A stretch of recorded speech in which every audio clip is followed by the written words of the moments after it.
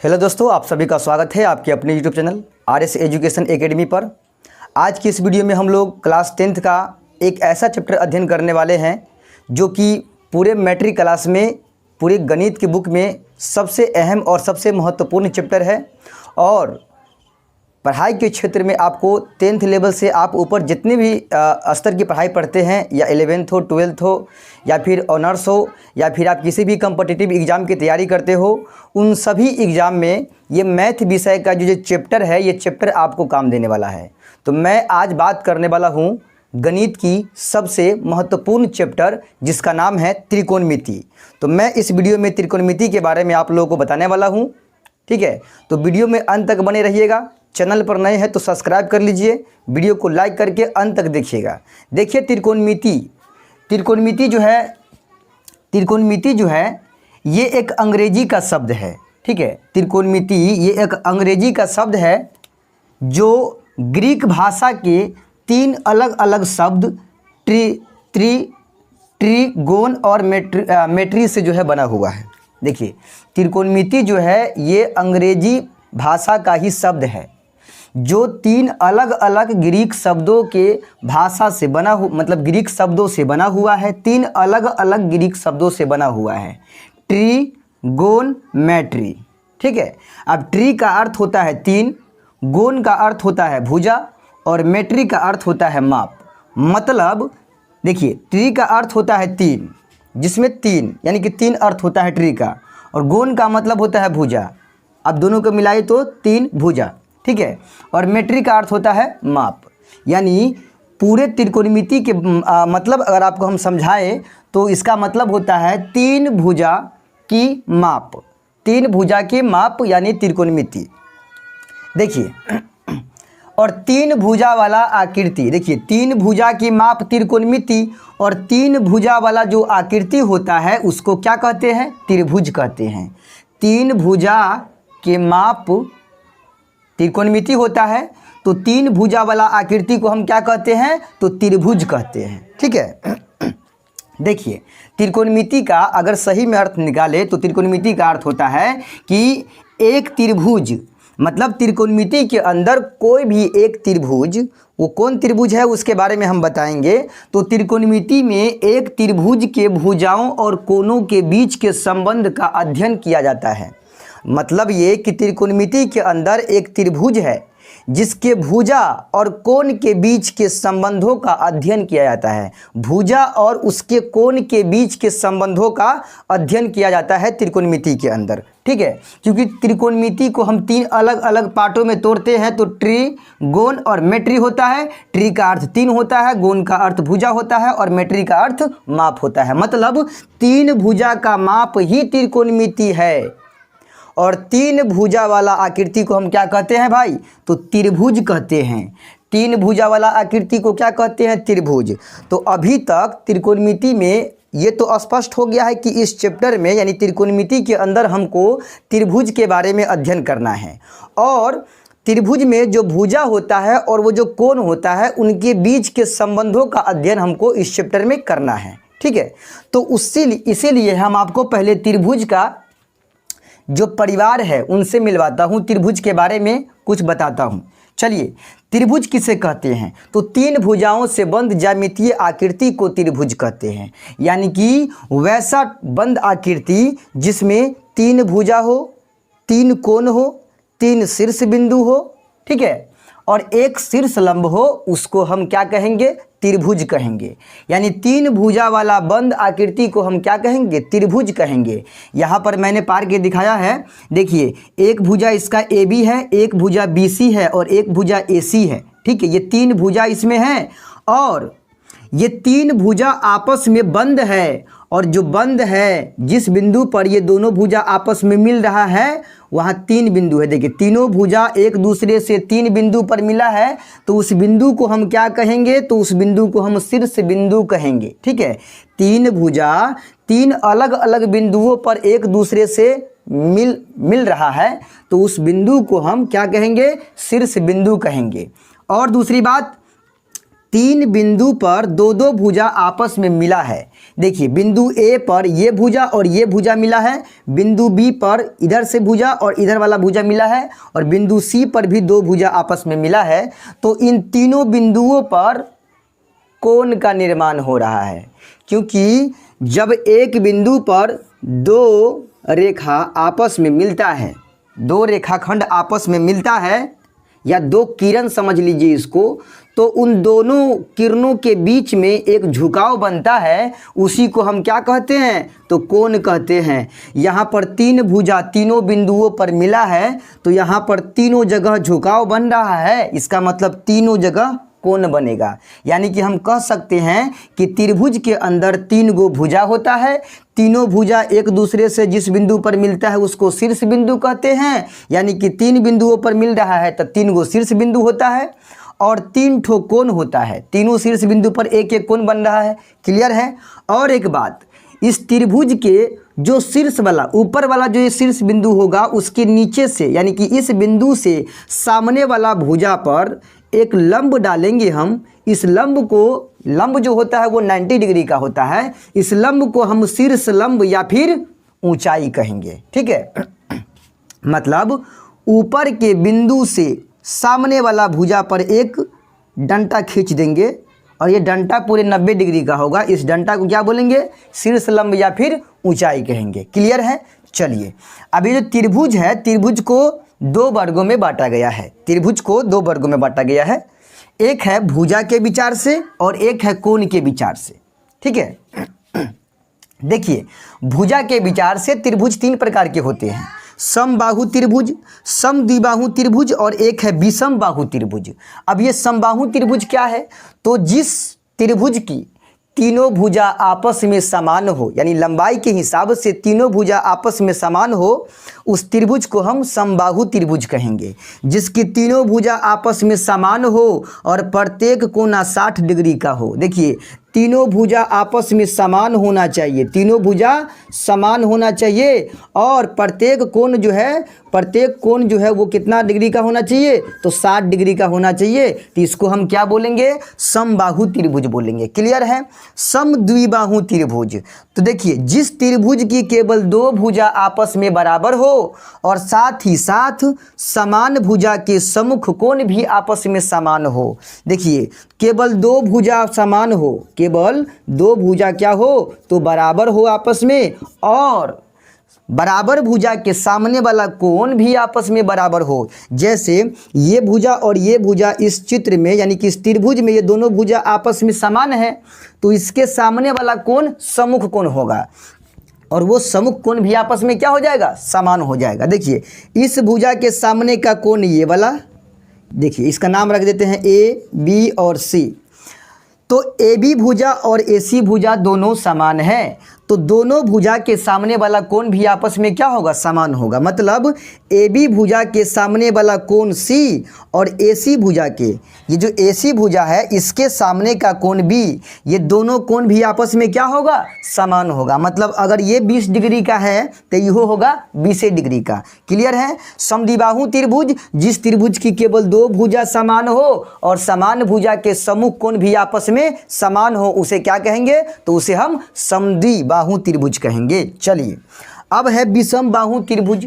तीसरा है विषम बाहु त्रिभुज, तो जिसकी कोई भुजा समान न हो, कोई भुजा समान न हो, माने तीनों के तीनों भुजा अलग अलग माप की हो, तो उसको हम विषम बाहु त्रिभुज कहते हैं।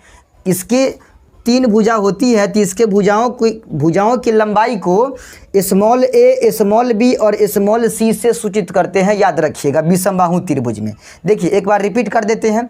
समबाहु त्रिभुज, तो जिसकी तीनों भुजा समान हो, समबाहु त्रिभुज। समद्विबाहु त्रिभुज, जिसकी केवल दो भुजा समान हो, समद्विबाहु त्रिभुज। विषमबाहु त्रिभुज, तो जिसकी कोई भुजा समान न हो, उसे विषमबाहु त्रिभुज। क्लियर है।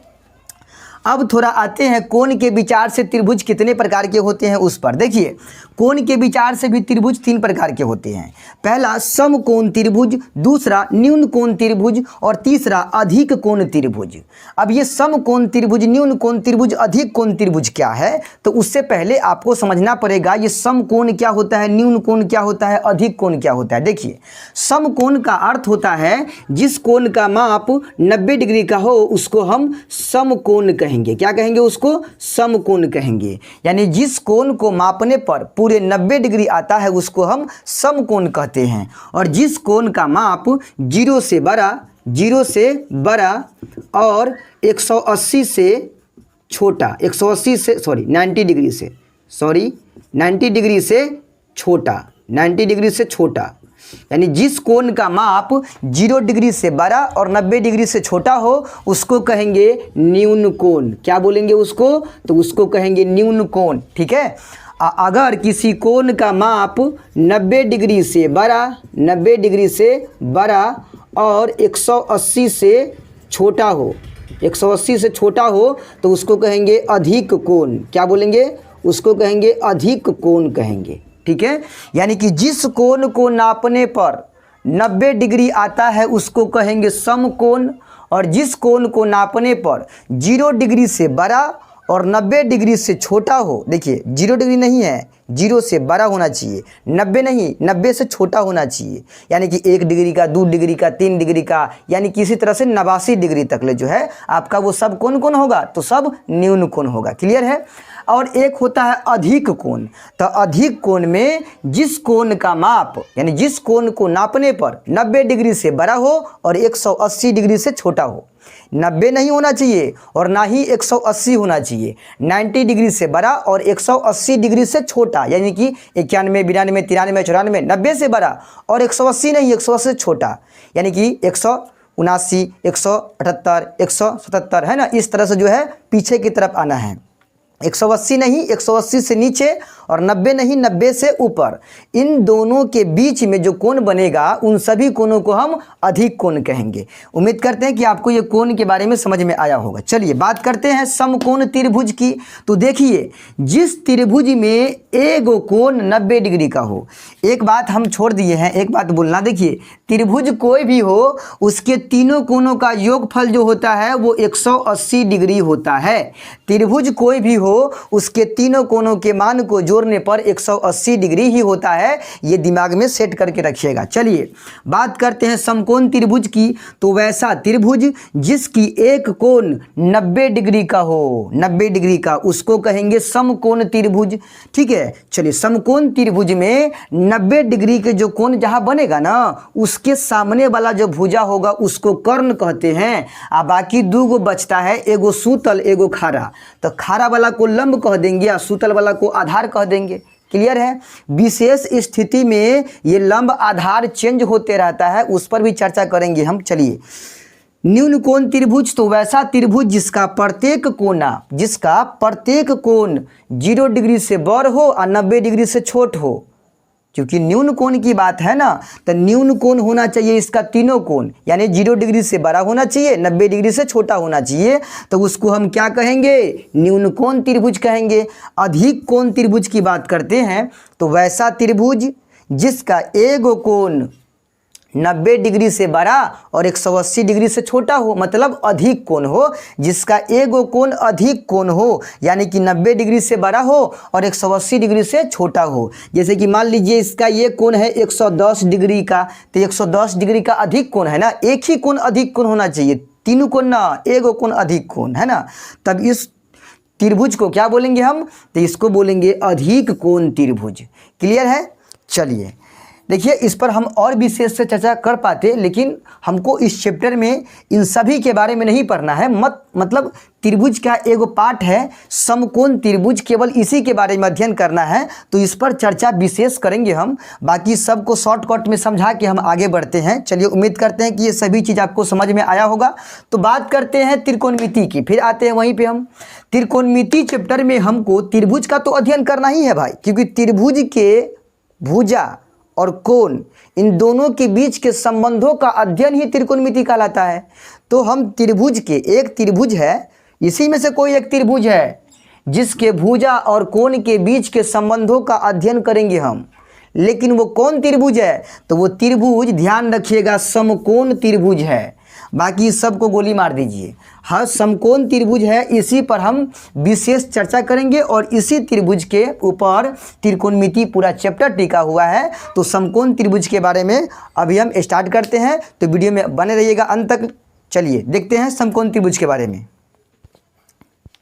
तो देखिए समकोण त्रिभुज के बारे में मैं आपको बता रहा हूँ। समकोण त्रिभुज देखिए, समकोण त्रिभुज पहले कहते किसे हैं उसके बारे में थोड़ा फिर एक बार पढ़ लेते हैं। तो देखिए वैसा त्रिभुज जिसका एक कोण 90 डिग्री का हो, वैसा त्रिभुज जिसका एक कोण 90 डिग्री का हो उसे क्या कहेंगे? समकोण त्रिभुज कहेंगे। ठीक है, जैसे कि यहाँ पर एक फिगर हम पा रहे हैं समकोण त्रिभुज, इसमें एक कोण जो होता है वो आपका 90 डिग्री का होगा। कोई भी एक कोण आपका वो 90 डिग्री का, एक कोण, तीनों कोण नहीं, एक कोण होगा 90 डिग्री का, और बाकी दो कोण 90 डिग्री से छोटा होगा। क्योंकि देखिए त्रिभुज कोई भी हो उसके तीनों कोणों का योगफल 180 डिग्री का होता है। त्रिभुज कोई भी है उसके तीनों कोणों का योगफल 180 डिग्री होता है। तो अगर ABC नाम का एक त्रिभुज है तो इसके तीनों कोणों का योगफल कितना होगा? यानी कोण A जोड़ कोण B जोड़ कोण C का मान हो जाएगा 180 डिग्री होगा। क्योंकि त्रिभुज के तीनों कोणों का योगफल तो 180 डिग्री होता है ना, तो तीनों कोणों को जोड़ने पर कितना आना चाहिए? 180 आना चाहिए। तो इसमें से एक कोण अकेले 90 डिग्री का है क्योंकि समकोण है, और समकोण का अर्थ अभी हमने बताया है आपको कि 90 डिग्री का होता है माप, तभी जाके समकोण कहलाएगा वो। तो इसका एक कोण कोण B जो है वो 90 डिग्री का है। ठीक है, तो कोण B इसका हो जाएगा 90 डिग्री का, तो कोण A जोड़ कोण B के जगह पर 90 डिग्री, कोण C बराबर हो जाएगा 180 डिग्री। देखिए कोण A जोड़ कोण C जना कहते हैं ना, कोण 90 डिग्री को उस पार भेज देंगे तो 180 माइनस 90 हो जाएगा। यानी कोण A जोड़ कोण C बराबर कितना हो जाएगा? 90 डिग्री। यानी कि एगो कोण इसका अकेले रहेगा 90 डिग्री का, और बाकी दो कोण जो बचेगा उन दोनों को जोड़ने पर 90 डिग्री आना चाहिए ना, दोनों को जोड़ने पर, ऐसा ना कि अकेले 90 डिग्री हो जाएगा, गड़बड़े हो जाएगा वैसे में, है ना। तो इन दोनों कोणों का मान यानी कि 90 डिग्री छोटा होगा, इन दोनों कोणों का मान 90 डिग्री छोटा होगा ना, अकेले 90 डिग्री का ये हो गया, और ये दोनों का मान जितना भी होगा दोनों को जोड़ने पर 90 आना चाहिए, तब ना दोनों को जोड़ने पर 90, अकेले 90 ये हो गया तो 90 हो गया 180 डिग्री का। मतलब दोनों में से दोनों कोण जो है वो 90 डिग्री से छोटा होगा। ठीक है, जैसे कि मान लीजिए 30 डिग्री का ये हो गया तो 60 डिग्री का ये 90 हुआ कि ना हुआ? अब बताइए दोनों कोण 90 से छोटे ना है, जोड़ने पर दोनों के 90 आ रहा है। इसका मतलब है कि दोनों 90 डिग्री से क्या होगा? छोटा होगा। इसका मतलब 90 डिग्री से छोटा है तो न्यून कोण, 90 डिग्री से छोटा है तो न्यून कोण। तो बातों को समझिए, समकोण त्रिभुज के अंदर एगो कोण होता है 90 डिग्री का, यानी कि एगो कोण समकोण होता है, बाकी दो कोण 90 डिग्री से छोटा और 0 डिग्री से बड़ा होता है, दो कोण। ठीक है, दोनों कोण। तो ये दोनों कोण को हम क्या बोलेंगे? तो दोनों कोण को बोलेंगे न्यून कोण। क्या बोलेंगे? न्यून कोण। क्योंकि न्यून कोण का मतलब होता है 0 डिग्री से बड़ा, 90 डिग्री से छोटा।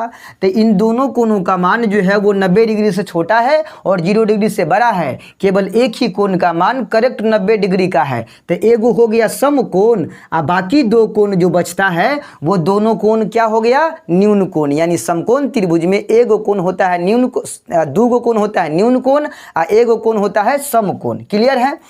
और दूसरी बात देखिए, 90 डिग्री का कोण जहां पर बनेगा ना, उसके सामने वाला भुजा जो होगा वो सबसे बड़ी भुजा कहलाता है, जिसको हम कर्ण कहते हैं। कर्ण अंग्रेजी में कहिएगा तो हाइपोटेनस कहते हैं इसको, अंग्रेजी में कर्ण को हाइपोटेनस कहते हैं, और इसको शॉर्टकट H से सूचित करते हैं। याद रखिएगा, 90 डिग्री के कोण जहां पर बनेगा उसके सामने वाला भुजा उस त्रिभुज के सबसे बड़ी भुजा कहलाता है, जिसको हम कर्ण कहते हैं। याद रखिएगा इस बात को। चलिए, अब बाकी दो भुजा जो बचता है, ये तो अकेले कर्ण हो गया सबसे बड़का भाई, अब बाकी दो को जो बचता है उसमें से एगो को लंब कहते हैं और एगो को आधार कहते हैं। ठीक है, चलिए, लंब को अंग्रेजी में परपेंडिकुलर कहते हैं और आधार को अंग्रेजी में बेस कहते हैं। याद रखिएगा, एगो भुजा तो कर्ण इसका हो गया, जो सबसे बड़ी भुजा है वो 90 डिग्री के सामने वाला भुजा होगा, और बाकी शेष भुजा जो दूगो बचता है उन दोनों भुजा में से एगो के लंब कहेंगे, एगो को आधार कहेंगे। तो लंब को अंग्रेजी में परपेंडिकुलर कहते हैं और आधार को अंग्रेजी में बेस कहते हैं। देखिए ये दोनों कोण इसका न्यून कोण है, तो एगो कोण यदि थीटा हो जाएगा तो दूसरा कोण कितना होगा, तो 90 में से इसका मान घटा दीजिए, क्योंकि अभी न बोले हैं दोनों कोण का योग कितना होना चाहिए, 90 होना चाहिए। तो एगो कोण ए अगर हम मान लिए थीटा डिग्री का, तो कोण सी का मान कितना निकल जाएगा भाई, तो देखिए कोण सी बराबर हो जाएगा 90, जेना के थे ना थीटा को ढकेलिए तो माइनस में हो जाएगा थीटा, माइनस में कितना हो जाएगा थीटा, यानी कि एगो कोण अगर आप थीटा मानते हैं तो दूसरा कोण हो जाएगा 90 माइनस थीटा डिग्री का, होगा ना। एक को मान लिए थीटा तो ये हो गया 90 माइनस थीटा, अगर इसको मानते थीटा तो ये होता 90 माइनस थीटा। क्यों? क्योंकि दोनों को जोड़ने पर 90 डिग्री आना चाहिए, क्योंकि दोनों के दोनों न्यून कोण हैं। क्लियर है, कोई दिक्कत नहीं है। चलिए आगे बढ़ते हैं। अभी हम आपको क्या बोले हैं कि समकोण त्रिभुज में एक कोण 90 डिग्री का, उसके सामने वाला भुजा सबसे बड़का भाई उसको हम कर्ण कहते हैं, और शेष दो भुजा को एगो के लंब कहते हैं, एगो को आधार कहते हैं। ये बात बोल दिए हैं हम। चलिए अब थोड़ा इस चित्र पर ध्यान देते हैं। देखिए इस चित्र में 90 डिग्री का कोण ये समकोण है, इसका कोण बी, तो इसके सामने वाला भुजा AC कर्ण कहलाएगा ना, कोई दिक्कत नहीं है, ये कर्ण रहबे करेगा क्योंकि सबसे बड़का भाई यही है। अब बाकी दो को जो बचता है वो चेंज होगा स्थिति के अनुसार। देखिए अगर कोण आपको इंडिकेट करे ए से, कोण यदि आपको इंडिकेट करे ए से, तो उसके सामने वाला भुजा जो होगा वो लंब कहलाएगा। अगर कोण आपका इंडिकेट इस कोण से कर रहा है ए से, तो उसके सामने वाला भुजा यानी BC भुजा लंब कहलाएगा, और एगो जो बचेगा वो आधार कहलाएगा। देखिए इससे कहेगा तो सामने वाला भुजा लंब और ई वाला हो जाएगा आधार, आ इससे कहेगा कोण C से कहेगा तो एकरा सम्मुख कोण यानी कोण C के सामने वाला भुजा सम्मुख भुजा, ये सम्मुख भुजा है और ये संलग्न भुजा है। देखिए ए से कहेगा तो इस सामने वाला भुजा सम्मुख भुजा हो जाएगा, आ ई भुजा हो जाएगा संलग्न भुजा, ठीक है। और सी से कहेगा तो सामने वाला भुजा हो जाएगा सम्मुख भुजा, आ ई वाला भुजा हो जाएगा संलग्न भुजा। तो याद रखिएगा अगर ए से कहता है तो इसके सामने वाला भुजा लंब कहलाएगा, और इधर वाला भुजा जो है ये संलग्न भुजा है, ये आधार हो जाएगा। अगर सी से इंडिकेट करेगा तो सामने वाला भुजा लंब हो जाएगा, यानी लंब AB हो जाएगा और आधार BC हो जाएगा, ठीक है। या देखिए कोण ए से कहता है, हम आपको यहाँ पर थोड़ा समझा देते हैं लिख के। अगर कोण ए से कहता है तो लंब कौन होगा, तो सामने वाला BC हो जाएगा लंब, BC हो जाएगा लंब, और इसके ई वाला भुजा AB वाला भुजा क्या हो जाएगा भाई, तो AB वाला भुजा हो जाएगा आधार, ठीक है। चलिए अगर कोण C से कहता है, कोण C से कहता है तो सामने वाला भुजा जो होगा AB, ये AB हो जाएगा आपका लंब, क्या हो जाएगा लंब, और BC जो है ये BC ये आपका हो जाएगा आधार, ये BC हो जाएगा आपका आधार। बातों को समझिए। देखिए A से कह रहा है तो BC लंब है, लेकिन C से कह रहा है तो BC आधार है।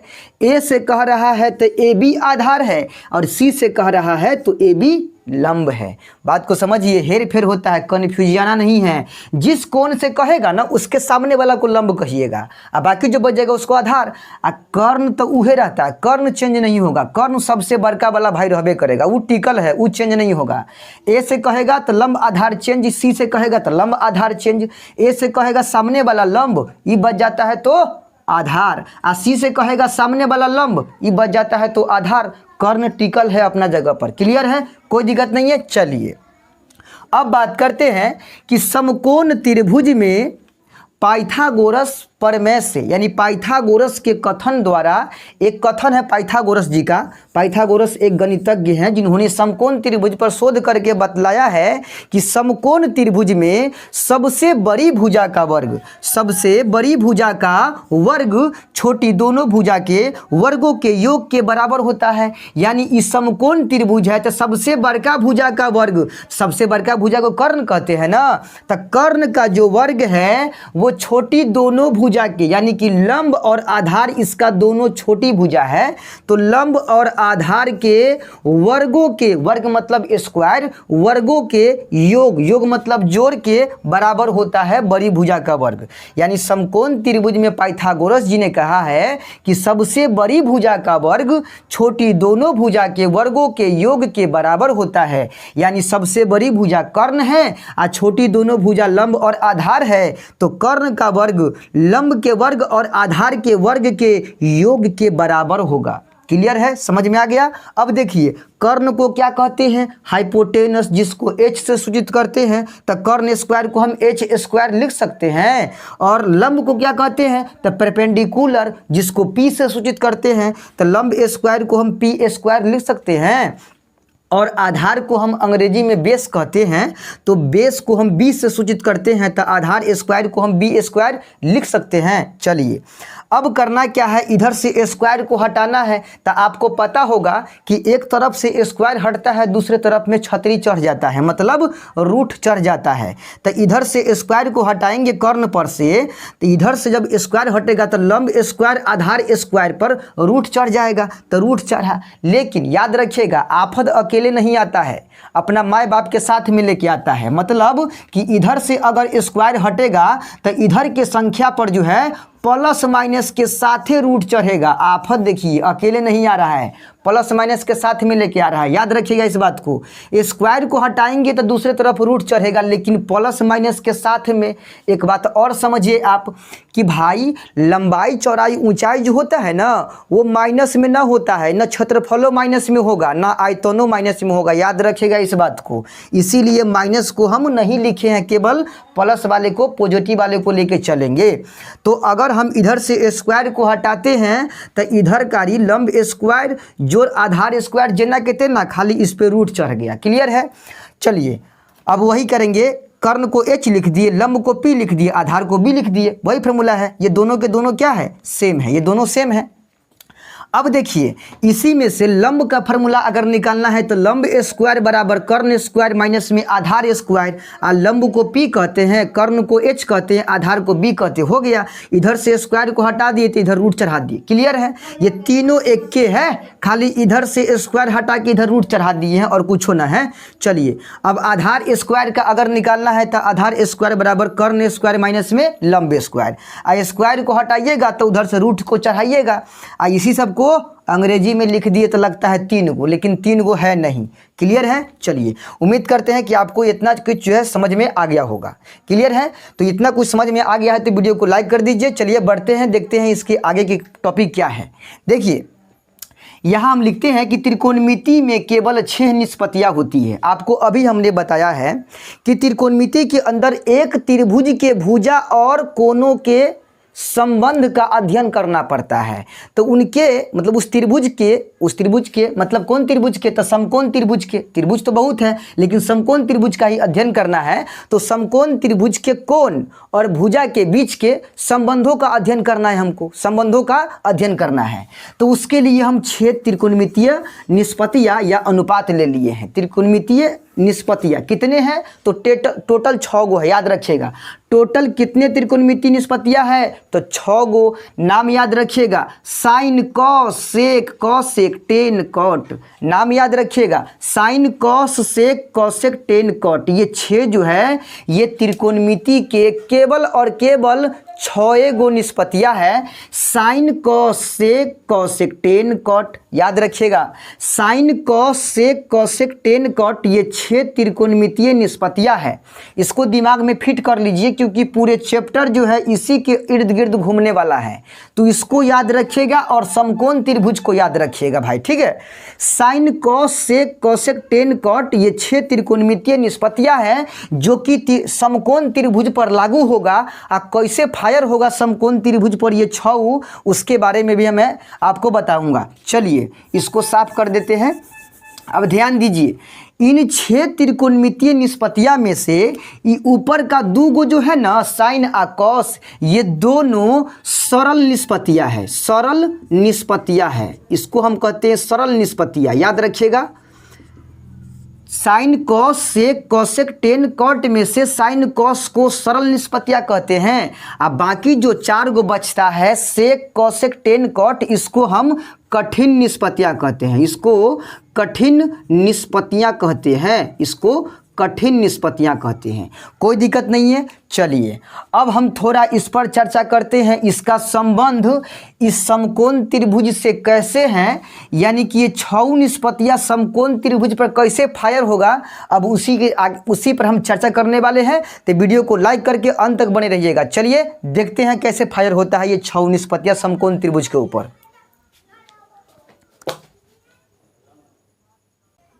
तो चलिए बात करते हैं त्रिकोणमिति का जो वो 6 निष्पत्तियां था, sine cos sec cosec tan और कॉट, उन 6 का संबंध समकोण त्रिभुज के साथ किस प्रकार से है उसके बारे में चर्चा करते हैं। चलिए देखिए, लिखा है समकोण त्रिभुज के भुजाओं के साथ त्रिकोणमितीय निष्पत्तियां का संबंध। अब ये संबंध क्या है, तो मैंने एक समकोण त्रिभुज पढ़ा है जिसमें एक कोण 90 डिग्री का दिया है, बाकी 2 कोण जो होगा इसका न्यून कोण होगा, तो इसको मान लिए हम थीटा डिग्री का। ठीक है, ये लंब, ये आधार, और ये सबसे बड़ा भाई कर्ण। ठीक है, देखिए त्रिकोणमिति में 6 निष्पत्तियां, साइन कोसेक कॉस, सॉरी यहाँ पर सेक हो जाएगा, यहाँ पर जो है सेक होगा, सेक थीटा। ठीक है, देखिए sine cosec cos sec tan cot, ये 6 निष्पत्तियां मैंने लिया है। ठीक है, अब करना क्या है, तो देखिए साइन थीटा का जो संबंध है, साइन थीटा का संबंध ये समकोण त्रिभुज के लंब और कर्ण के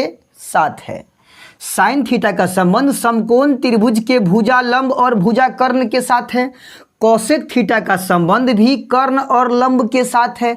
कर्ण और लंब के साथ साइन का भी संबंध है और कोसेक का भी संबंध है, लेकिन दोनों में है फर्क। फर्क क्या है, तो देखिए साइन थीटा में लंब ऊपर बट्टा कर्ण नीचे, मतलब लंब ऊपर और कर्ण नीचे, और कोसेक थीटा में कर्ण ऊपर तो लंब नीचे, मतलब इसका उल्टा। समझ रहे हैं ना, इसको लंब को अंग्रेजी में पी और कर्ण को एच, कर्ण को एच और लंब को पी, यानी कि हम कहेंगे साइन थीटा बराबर लंब बटे कर्ण, तो कोसेक थीटा बराबर कर्ण बटे लंब। क्लियर है। चलिए कोस का जो संबंध है वो आधार और कर्ण के साथ है, और सेक का भी संबंध जो है वो कर्ण और आधार के साथ है, लेकिन दोनों में है फर्क। फर्क क्या है, तो कॉस कहता है कि लंब को हम ऊपर रखेंगे या कर्ण को नीचे रखेंगे, तो वहीं सेक क्या कहता है कि कर्ण को हम ऊपर रखेंगे, लंब को हम नीचे रखेंगे, मतलब इसका उल्टा। कॉस का उल्टा सेक हो रहा है। देखिए कॉस कहता है आधार बटे कर्ण, तो सेक कहता है कि कर्ण बटे आधार, यानी कि बी बटे एच, तो ये कहता है एच बटे बी। ठीक है, टेन का संबंध इसके लंब और आधार के साथ है, और कॉट का भी संबंध लंब और आधार के साथ है, तो टेन थीटा कहता है, टेन ये थीटा है भाई, देखिए थीटा, ये थीटा है, थीटा वाला, यानी लिखे कोण का मान थीटा, ये न्यून कोण है तो थीटा हो गया, थीटा मान लिए न्यून कोण। चलिए तो टेन थीटा का होता है लंब और आधार के साथ संबंध, कॉट का भी होता है लंब आधार के संबंध, लेकिन दोनों में है फर्क। फर्क क्या है, तो टेन थीटा का है लंब ऊपर आधार नीचे, और कॉट का है आधार ऊपर लंब नीचे। ठीक है, यानी टेन थीटा बराबर लंब बटे आधार, तो कॉट थीटा बराबर आधार बटे लंब। अंग्रेजी में कहे तो लंब बटे आधार को पी बटे बी, और आधार बटे लंब को बी बटे पी। क्लियर है। चलिए इतना समझ में आ गया होगा आपको कि साइन का संबंध कौन कौन भुजा से है समकोण त्रिभुज का, कोसेक का संबंध कौन कौन भुजा से है, कॉस का, सेक का, टेन का, कॉट का, सबका समझ में आ गया। देखिए साइन कॉस का संबंध त्रिभुज समकोण त्रिभुज के कर्ण और लंब के साथ है। ठीक है, फिर कॉस और सेक का संबंध कर्ण और आधार के साथ है, और वही टेन कॉट का संबंध लंब और आधार के साथ है। दिमाग में फिट कर लीजिएगा। चलिए यहाँ पर लिखे हैं कि साइन थीटा का व्युत्क्रम, व्युत्क्रम का मतलब होता है उल्टा, व्युत्क्रम का मतलब होता है उल्टा। साइन थीटा का उल्टा होता है कोसेक थीटा का मान, यानी साइन थीटा का मान का उल्टा होता है, व्युत्क्रम होता है कोसेक थीटा का मान, और कोस थीटा के मान के उल्टा होता है सेक थीटा के मान, और टेन थीटा का उल्टा होता है कॉट का मान। ये 3 गो पॉइंट याद रखिएगा, बहुते फार्मूला देके जाएगा। देखिए साइन का उल्टा कोसेक, कॉस का उल्टा सेक और टेन का उल्टा कॉट, याद रखिएगा। देखिए साइन थीटा कहता है कि लंब बटे कर्ण यानी P बटे H, तब कॉसेक कहता है कि हम तोरा उल्टा रहेंगे, यानी कि तू P बटे H है तो हम H बटे P रहेंगे। बोले हैं ना अभी हम कि साइन थीटा बराबर लंब बटे कर्ण, तो कॉसेक थीटा बराबर कर्ण बटे लंब, यानी P बटे H ये कहता है तो ये कहता है हम H बटे P रहेंगे उल्टा। ठीक है, साइन थीटा बराबर 1 बटे कोसेक थीटा, अभी ना बोले हैं कोसेक का उल्टा साइन और साइन का उल्टा कोसेक, तो साइन थीटा बराबर 1 बटे कोसेक, तो कोसेक थीटा बराबर 1 बटे साइन थीटा, यानी कि sine theta into cosec theta बराबर 1, यानी साइन थीटा और कोसेक थीटा का गुणनफल 1 होता है। याद रखिएगा साइन थीटा और कोसेक थीटा का गुणनफल बराबर 1 होता है। ठीक है, देखिए साइन थीटा का व्युत्क्रम कोसेक थीटा, यानी साइन थीटा बराबर P बटे H, तो कोसेक थीटा बराबर H बटे P। साइन थीटा बराबर 1 बटे कोसेक थीटा, तो कोसेक थीटा बराबर 1 बटे साइन थीटा, और sine theta into cosec theta बराबर 1। क्लियर है। चलिए आगे कहता है कि कोस थीटा का व्युत्क्रम होता है सेक थीटा, यानी कोस थीटा कहता है कि हम रखेंगे लंब आधार बटे लंब, तो ये कहता है कि हम रखेंगे कर्ण बटे आधार, है ना। यानी कोस थीटा क्या कहता है कि आधार बटे कर्ण, तो सेक कहता है कर्ण बटे आधार, इसका उल्टा ही है, चाहे इसका उल्टा, ये दोनों को कहिए ना, कॉस सेक का उल्टा चाहे सेक कॉस का उल्टा। ठीक है, कोस थीटा बराबर B बट्टा H, तो सेक थीटा बराबर H बट्टा B। क्लियर है। कोस थीटा बराबर 1 बट्टे सेक, तो सेक थीटा बराबर 1 बट्टे कोस थीटा। समझ रहे ना, उल्टा। देखिए इसको सेक को उल्टा देंगे तो हो गया कॉस के बराबर, और कॉस को उल्टा देंगे तो हो गया सेक के बराबर। क्लियर है। चलिए, और cos theta into sec theta, यानी कॉस थीटा और सेक थीटा का गुणनफल कितना होता है, तो 1 होता है। जैसे साइन कोसेक का गुणनफल 1, वैसे ही कॉस सेक का उल्टा गुणनफल 1 होता है।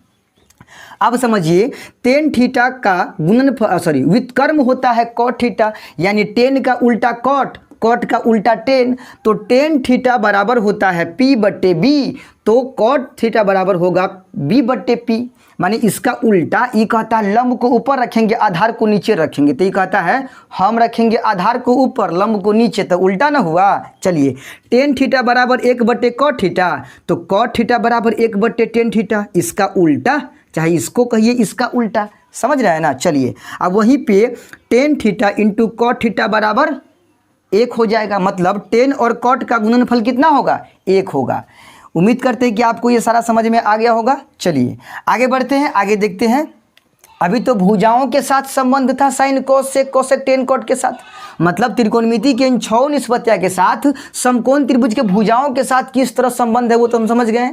अब कोण के साथ क्या संबंध है वो समझिए। देखिए साइन थीटा का पूरक होता है कोस थीटा का मान, और सेक थीटा का पूरक होता है कोसेक थीटा का मान, और टेन थीटा का पूरक होता है कॉट थीटा का मान।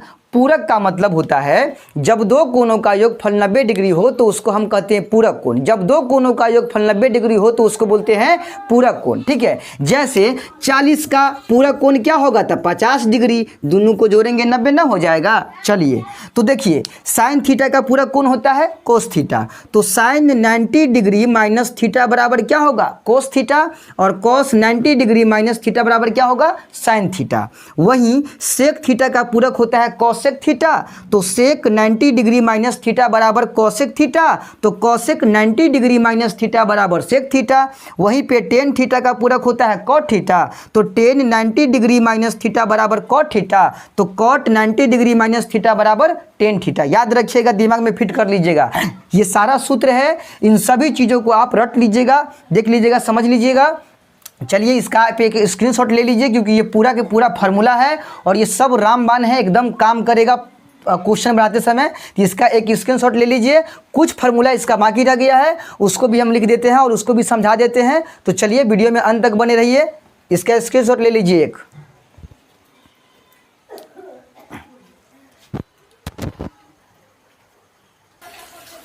देखिए अब मैं कुछ सूत्रों को देख रहा हूँ इस चैप्टर में, जो कुछ फार्मूला बचा हुआ है उसको थोड़ा देख लेते हैं क्या है। देखिए फार्मूला है sine square theta plus cos square theta बराबर 1। ठीक है, sine square theta plus cos square theta बराबर 1। तो यदि हम साइन स्क्वायर थीटा का फार्मूला निकालते हैं तो क्या हो जाएगा, 1 जना कहते ना, और कॉस स्क्वायर को उस पार भेजेंगे कॉस स्क्वायर थीटा को, तो प्लस में है तो माइनस में हो जाएगा कॉस स्क्वायर थीटा।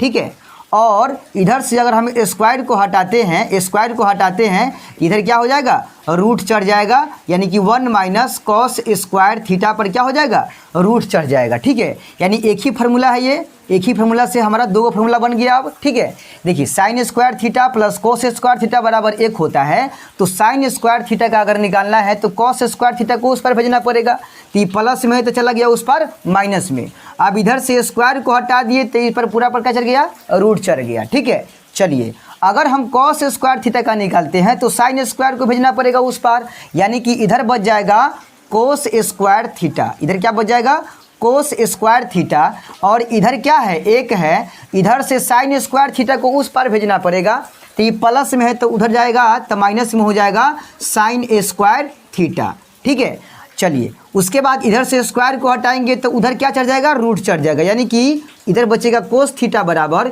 इधर रूट चढ़ा के लिखिए 1 माइनस साइन स्क्वायर थीटा। ठीक है, यानी कि 2 फार्मूला हमारा निकल गया। तो एक ही सूत्र से हम यहाँ 4 गो फार्मूला बना लिए हैं, कोई दिक्कत नहीं है। चलिए आगे देखिए, दूसरा है sec square theta minus 10 square theta बराबर 1। Sec square theta minus 10 square theta बराबर 1 होता है, तो अगर हम सेक स्क्वायर का फार्मूला निकालते हैं तो क्या हो जाएगा, 1 प्लस 10 स्क्वायर थीटा, है ना, 10 स्क्वायर थीटा को उस पार भेजना पड़ेगा, तो माइनस में है तो उधर जाएगा तो प्लस में हो जाएगा। ठीक है, इधर से स्क्वायर को हटाते हैं, सॉरी इधर सेक होगा, सेक हो जाएगा यहाँ पे, अगर सेक पर से स्क्वायर को हटाते हैं तो बचेगा सेक थीटा बराबर, इधर रूट चढ़ जाएगा 1 प्लस 10 स्क्वायर थीटा पे। ठीक है, रूट चढ़ा देंगे केवल, हो गया। ठीक है, अब देखिए अब हमको निकालना है 10 स्क्वायर का, तो उसके लिए क्या करेंगे हम, 10 स्क्वायर थीटा जो है बराबर की इस पार प्लस माइनस में है ना, इसको उस पार ढकेल देंगे तो ये चल जाएगा प्लस में, और उधर से जो 1 है उसको इस पार ले आएंगे तो हो जाएगा माइनस में। ठीक है, यानी कि 10 स्क्वायर के लिए फार्मूला बन जाएगा, 10 स्क्वायर थीटा का बन जाएगा फार्मूला, 10 स्क्वायर थीटा का बन जाएगा सेक स्क्वायर थीटा माइनस में 1, सेक स्क्वायर थीटा माइनस 1 कैसे, देखिए 1 आएगा इस पार तो माइनस में आ जाएगा ना, 10 स्क्वायर थीटा माइनस में है तो उस पार जाएगा तो प्लस में हो जाएगा, यानी उस पार बचेगा 10 स्क्वायर थीटा, 1 आ गया इस पार तो माइनस में, यानी कि सेक स्क्वायर थीटा माइनस में 1 हो जाएगा इस पार, और उस पार क्या हो जाएगा 10 स्क्वायर थीटा। तो इसको हम इस तरह से लिख सकते हैं। अब इधर से स्क्वायर को हटा देंगे तो इधर हो जाएगा 10 थीटा बराबर, इधर हम रूट चढ़ा के सेक स्क्वायर थीटा माइनस में 1, यानी कि 4 ठो फार्मूला हमारा इस फार्मूला से भी बन गया है। उम्मीद करते हैं कि आपको ये दोनों समझ में आया होगा।